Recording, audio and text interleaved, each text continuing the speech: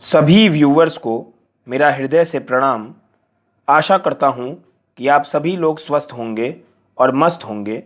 मेरा नाम है लवकुश मिश्रा और मैं आपको एसएसटी पढ़ाता हूँ। आज का हमारा टॉपिक है class 9th French revolution chapter का लास्ट पार्ट। अभी तक हमने फ्रेंच रिवॉल्यूशन के करीब 4 पार्ट अपने चैनल पर अपलोड किए हैं। अगर आपको उनको पढ़ना है तो आप पहले उनको जाकर के देख लीजिएगा। ये हमारा आज का फ्रेंच रिवॉल्यूशन का लास्ट पार्ट है और इसके साथ ही हमारा ये चैप्टर कंप्लीट हो जाएगा। आज हम बात करेंगे the revolution and everyday life के बारे में। तो आइए इस टॉपिक को समझते हैं। इस टॉपिक में हमें ये समझना है कि क्रांति हमारे रोजाना के जीवन को कैसे इफेक्ट करती है।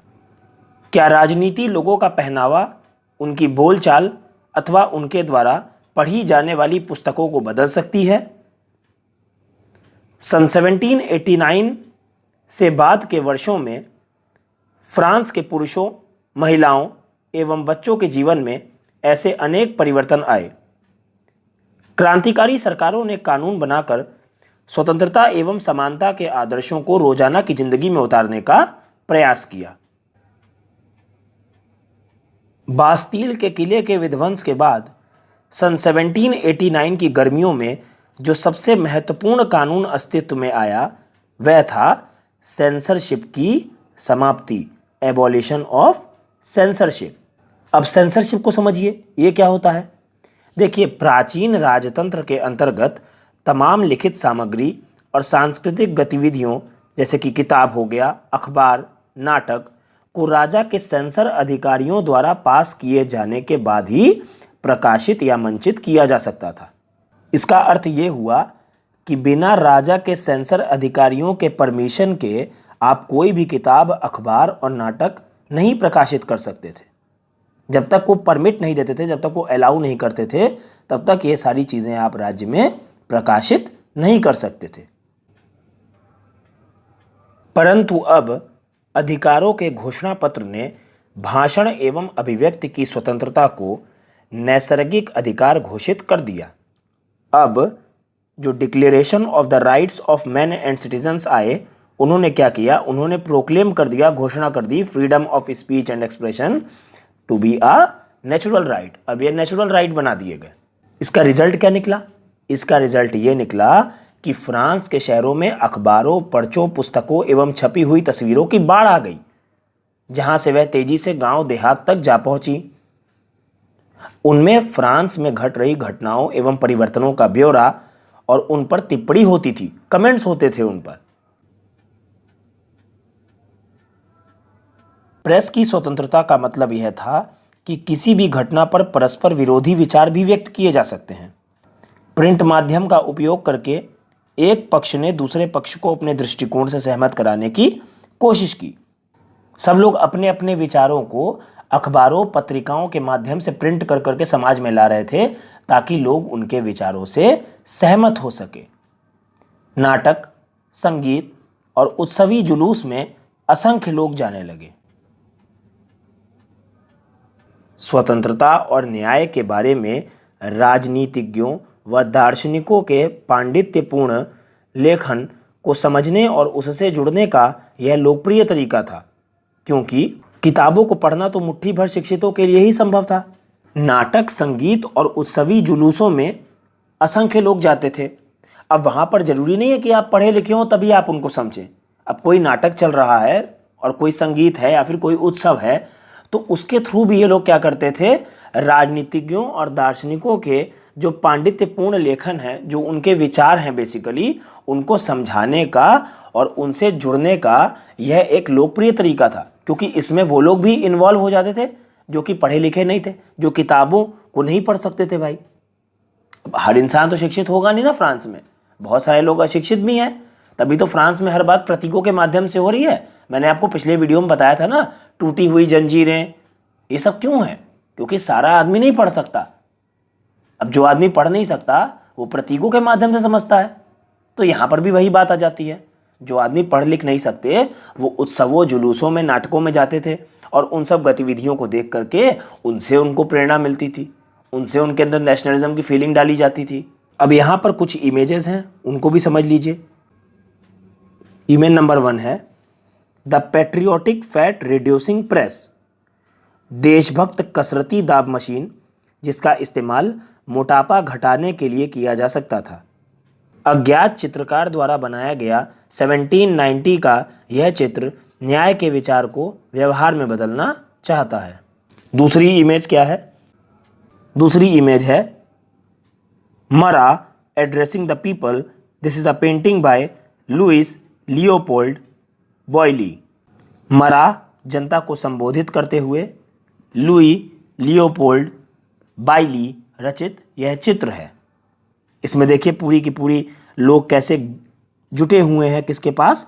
मरा के पास, और मरा पूरी की पूरी जनता को संबोधित कर रहे हैं। इसमें देखिए कैसे भीड़ इकट्ठा है मरा के पास और मरा जनता को संबोधित कर रहे हैं। अब आ जाते हैं इस चैप्टर के कंक्लूजन पर, सारांश पर। 1804 में नेपोलियन बोनापार्ट ने खुद को फ्रांस का सम्राट घोषित कर दिया। उसने पड़ोस के यूरोपीय देशों की विजय यात्रा शुरू की। नेपोलियन बहुत ही ज़्यादा महत्वाकांक्षी था। वो केवल फ्रांस में शासन तक नहीं रुक सकता था, उसने यूरोप के अन्य देशों की विजय यात्रा भी शुरू की। पुराने राजवंशों को हटाकर उसने नए साम्राज्य बनाए और उनकी बागडोर अपने खानदान के लोगों के हाथ में दे दी। नेपोलियन खुद को यूरोप के आधुनिकीकरण का अग्रदूत मानता था। नेपोलियन खुद को मॉडर्नाइजर ऑफ यूरोप मानता था।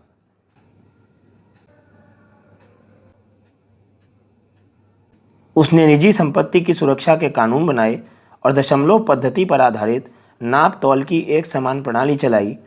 शुरू में बहुत सारे लोगों को नेपोलियन मुक्तिदाता लगता था और उससे जनता को स्वतंत्रता दिलाने की उम्मीद थी, पर जल्दी ही उसकी सेनाओं को लोग हमलावर मानने लगे। आखिरकार 1815 में वाटरलू में उसकी हार हुई। यूरोप के बाकी हिस्सों में मुक्ति और आधुनिक कानूनों को फैलाने वाले उसके क्रांतिकारी उपायों का असर उसकी मृत्यु के काफी समय बाद सामने आया।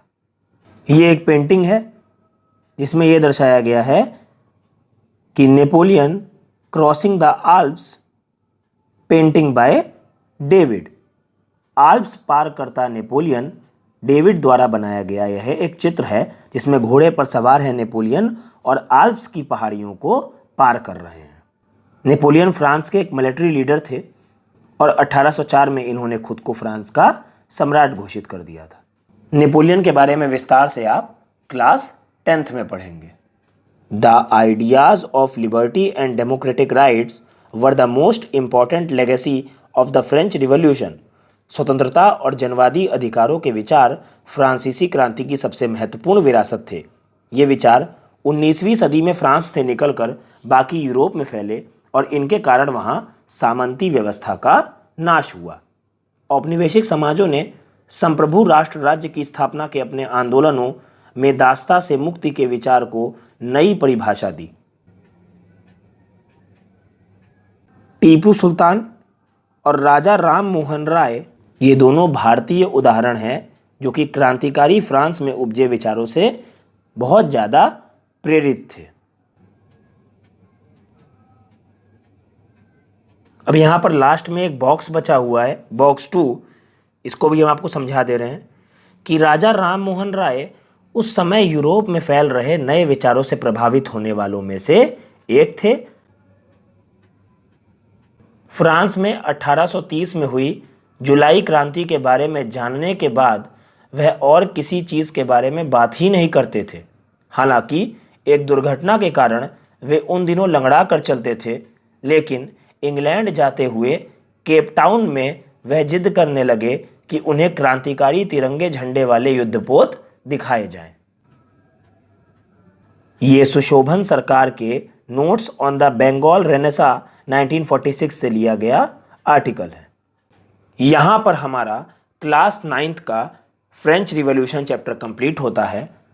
उम्मीद करता हूँ कि मैंने जितनी भी बातें आपको समझाई हैं वो सारी आपको समझ में आ गई होंगी। हमारे चैनल को सब्सक्राइब करिए, इस वीडियो को लाइक करिए और अपने दोस्तों के साथ ज़्यादा से ज़्यादा शेयर करिए। इस वीडियो के डिस्क्रिप्शन में हमारे टेलीग्राम चैनल का लिंक है। आप हमारे टेलीग्राम चैनल को ज्वाइन करके हमारे साथ कनेक्ट हो सकते हैं और अपने डाउट हमसे पूछ सकते हैं। मैं आपके उज्जवल भविष्य की हमेशा भगवान जी से कामना करता हूं। इस वीडियो को देखने के लिए बहुत बहुत धन्यवाद। जय हिंद, जय भारत।